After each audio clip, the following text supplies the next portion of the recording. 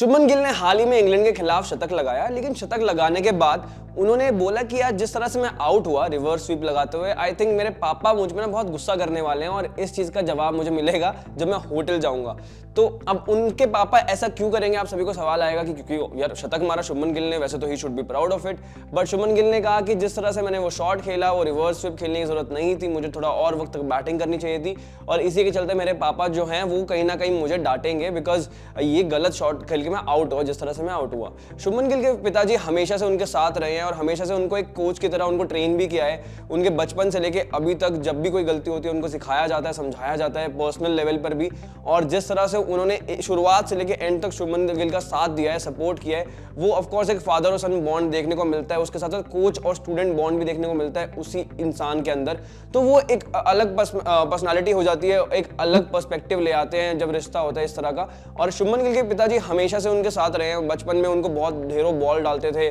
और गांव में जाके बहुत सारे लोगों को, बच्चों को बुलाते थे कि इसको बॉल डालते रहो, इसको आउट करो, जो आउट करेगा मैं उसको ट्रीट दूंगा। फिर नेट्स में जाके जब वो मोहाली की तरफ शिफ्ट हुए, चंडीगढ़ शिफ्ट हुए, वहां पर भी जिस तरह से उनको प्रैक्टिस करवाना, कड़ी धूप में भी उनके साथ लगे रहना, और शुरुआत से लेके अभी तक शुभमन गिल को एक एक चीज के बारे में डिस्कस करते हैं उनसे, इस बारे में किस तरह से आउट हो रहे हैं, किस तरह का शॉट कैसे खेला गया, पूरा अच्छे से एनालिसिस करके बताते हैं शुभमन गिल को उनके पिताजी। और ये शुभमन गिल ने खुद भी बोला है कि जिस तरह से उनके पापा ने उनको ट्रेन किया है, जिस तरह शुरुआत से लेके एंड तक उन्होंने साथ दिया है, वो बहुत अलग है। लेकिन फादर और सन जो बॉन्ड है वो एक जगह पर है, लेकिन जैसे मैं मैदान पे उतरता हूँ और जब वो एक कोच की टोपी धारण कर लेते हैं तो कहीं ना कहीं वो चीज अलग बन जाती है और वहां पर कोई भी मुझ पे रहम नहीं खाया जाता। और मेरे पिताजी हैं वो बहुत स्ट्रिक्ट कोच भी हैं, और जिस तरह से उन्होंने अपने आप को तैयार किया as a coach, Shubman Gill के पिताजी को क्रिकेट की इतनी नॉलेज नहीं थी बट उन्होंने भी बहुत पढ़ाई करी, गेम को बहुत समझा और उसके बाद शुभमन गिल के साथ और उनको ट्रेन करने लगे अच्छे से, ताकि जो भी हो उनको एक बेहतर बल्लेबाज बनाया जाए, एक बेहतर क्रिकेटर बनाया जाए। और यही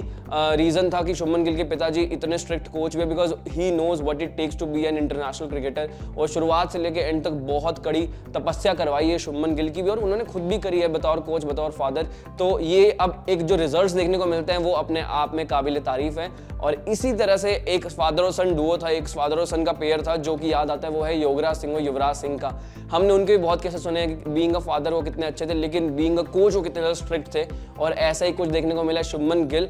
और उनके पिताजी के साथ। और दोनों के दोनों प्लेयर्स देखो, युवराज सिंह और शुभमन गिल दोनों पंजाब की तरफ से आते हैं और दोनों के दोनों one of the best cricketers रहे हैं अपने अपने एरा में। और अभी भी आने वाली जनरेशन में Shubman Gill is considered to be one of the face of Indian cricket, और ऐसे ही चलता रहा तो वो बिल्कुल बनेंगे भी और बहुत ही जबरदस्त ऐसा प्रदर्शन करते रहे तो मजा आ जाएगा और देखने में भी अच्छा लगता है उनको खेलते हुए। तो ऐसी वीडियोस देखने के लिए आपको भी अगर अच्छा लगता है तो फिर क्रिकेट ज्ञान को सब्सक्राइब करना मत भूलना। Thank you so much.